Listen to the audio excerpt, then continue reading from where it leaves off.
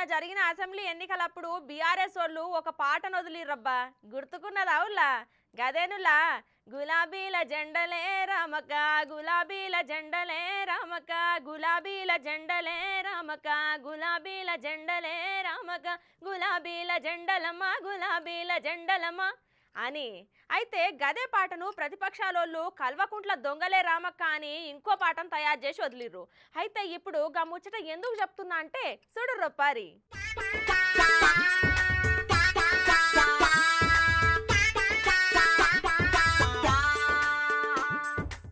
ఇక ఏ ముహూర్తానగా గులాబీ దొంగలు అనే పాట రాశిల్లో గాని ఓడిపోయినప్పటికించి ఎక్కడ మీటింగ్ పెట్టినా గానీ కొంతమంది దొంగ గులాబీ కార్యకర్తలు వాళ్ళ చేతులకు పని చెప్పి నిజంగానే దొంగలు అని నిరూపించుకుంటారు. మొన్న మధ్య తెలంగాణ భవన్ల నాయకులు కార్యకర్తల మీటింగ్ పెడితే అండ్లగిట్లనే మీటింగ్ పనిల లీడర్లుంటే వీళ్ళ పనిల వీళ్ళుండి జేబులు ఖాళీ చేసిర్రు.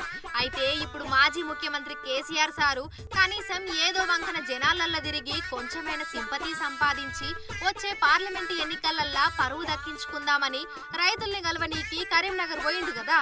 అయితే ఎక్కడ బీఆర్ఎస్ మీటింగ్ పెడితే అక్కడ చేతివాటం చూపెట్టి పండుగ చేసుకుంటున్న దొంగ గులాబీ దొంగలు ఇక్కడ సుత వాలిపోయి జేబులు లూటీ చేసిరటనుల్లా.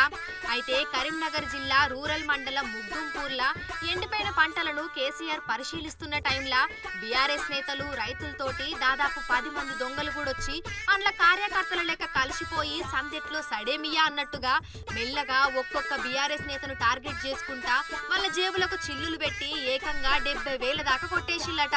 అయితే పైసలు పోయిన దాంట్లో మొగ్దుంపూర్ సర్పంచ్ 25,000, దూర్షేడ్పూర్ సర్పంచ్ దగ్గర 15,000 పోయినాయట.